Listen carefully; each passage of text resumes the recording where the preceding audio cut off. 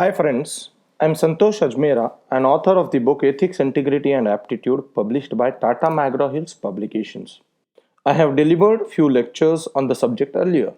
In a series of lectures now, I would be covering a case of an ethical dilemma arising out of professional ethics and individual ethics. Earlier, we have studied different concepts of ethics. We all know what is professional ethics, institutional integrity, and individual ethics. Professional ethics are important for any profession. The professionals are expected to give the service to the people, abiding and guided by the professional ethics and code of conduct. Medical ethics, legal ethics, ethics for the public servants, and such other examples of the professional ethics. Professionals often face an ethical dilemma due to different roles they play. An individual play a role of a father or mother, a son or a daughter, a relative, a member of the society, a citizen of the country, and such other roles, along with his role as a member of a professional body. The confusion over these roles to be played and non clarity over the ethics to be followed lead to ethical dilemma for that individual.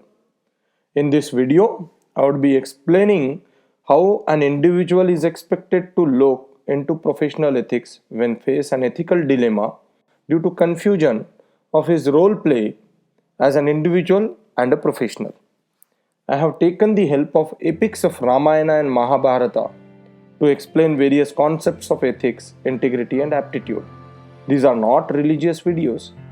You are expected to learn the concepts of ethics from these simple videos. The use of word dharma denotes ethics. Here is the background of the video clip for you to understand the video. This clip is from the epic of Ramayana where Lakshman is wounded by Indrajit, the son of Ravana. Lakshman would be survived only if treated within time. Sri Hanumana, disciple of Sri Ram, sensing the urgency, brings Dr. Sushena forcibly from Lanka land, the land of Ravana. Here, since Sri Ram and Ravan are enemies and Dr. Sushena is the doctor residing in Lanka, initially he denies to treat Sri Ram's younger brother Lakshman, being from the enemy side. There is an ethical dilemma before the doctor, of which ethics to follow. There is a professional ethics for the doctor to cure the patient, whereas on the other side there is an individual ethics and belief emanating from the feeling of patriotism and nationalism which restrict him from treating enemy. If doctor treats Lakshman, he would be cheating his country by treating enemy. If he doesn't, then he will not be following his professional ethics for doctors. The questions before him are put up here. Different values and role play lead to ethical dilemma for the doctor. How such an ethical dilemma could be resolved or need to be addressed is the point to be understood from this video. Enjoy the clip.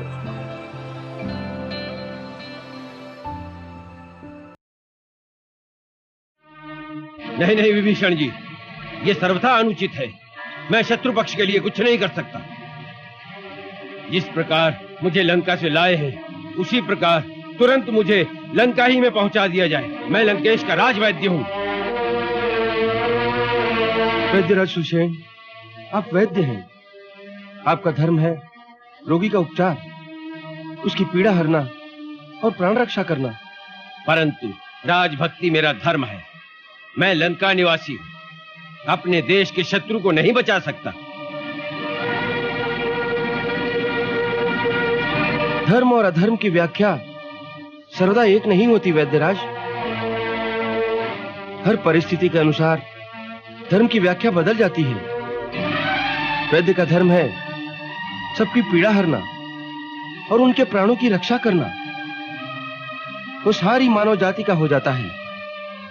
उसके लिए देश और काल की सीमा नहीं रहती। वैद्यराज, धर्म संकट तभी उपस्थित होता है जब दो धर्मों की तुलना में एक को अपनाने की स्थिति उत्पन्न होती है। तब यह देखना चाहिए कि कौन सा धर्म बड़ा है। आपके सामने एक और देशभक्ति और दूसरी ओर एक वैद्य का शाश्वत धर्म है। दोनों में से किसे अपनाएंगे आप? वैद्य का शाश्वत धर्म है आयुर्वेद के सिद्धांतों का पालन करना।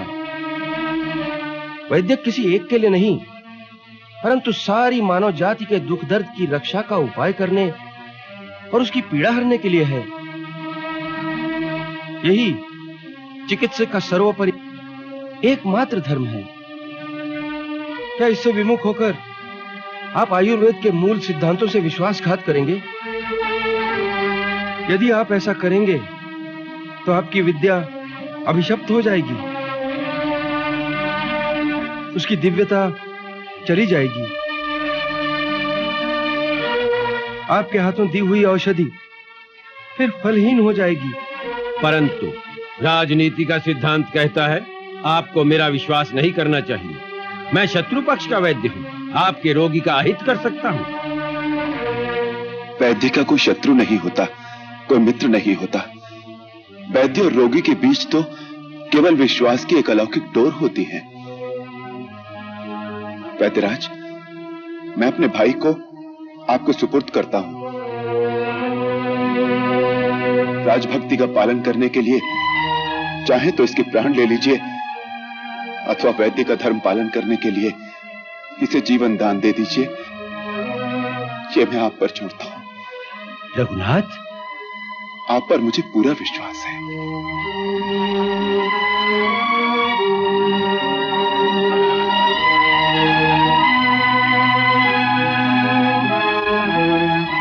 विलंब न कीजिए। आरोग्य दान और निष्काम भाव से रोगी का कल्याण ही चिकित्सक का एकमात्र धर्म है। इसी विश्वास से मैं आपको लेकर आया हूं। श्री राम प्रभु ने लक्ष्मण को आपके हवाले कर दिया है।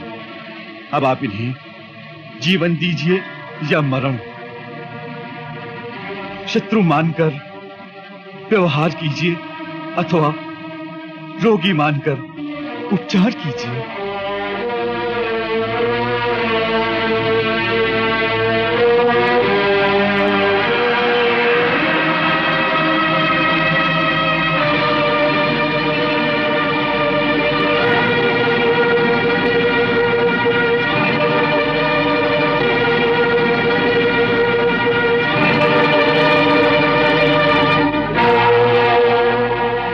वैद्य किसी एक के लिए नहीं, परंतु सारी मानव जाति के दुख दर्द की रक्षा का उपाय करने और उसकी पीड़ा हरने के लिए है। वैद्य का कोई शत्रु नहीं होता, कोई मित्र नहीं होता। वैद्य और रोगी के बीच तो केवल विश्वास की एक अलौकिक डोर होती है। आरोग्य दान और निष्काम भाव से रोगी का कल्याण ही चिकित्सक का एकमात्र धर्म है।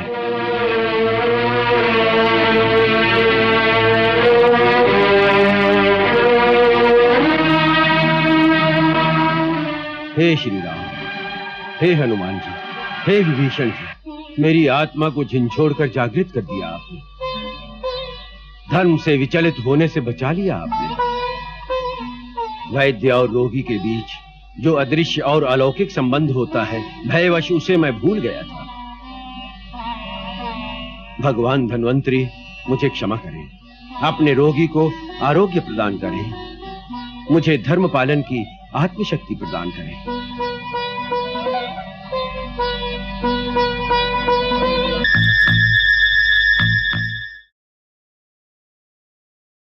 I hope you now understood an individual may have to undergo an ethical dilemma during performance of his or her duties. The ethical dilemmas one may face at multiple stages of life. The discussion in the video between the doctor and enemy side given a glimpse into how a typical problem of ethical dilemma need to be discussed and elaborated during the civil services exam.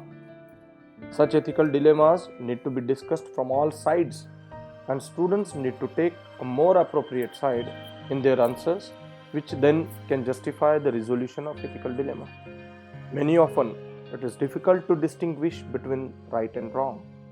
Students may have to differentiate between right and more right. Therefore, A well explained answer from all sides would attract more marks. We will see more such examples in next lectures. You were listening to Santosh Ajmera, an author of the book Ethics, Integrity and Aptitude, published by Tata McGraw Hills Publications. Thank you.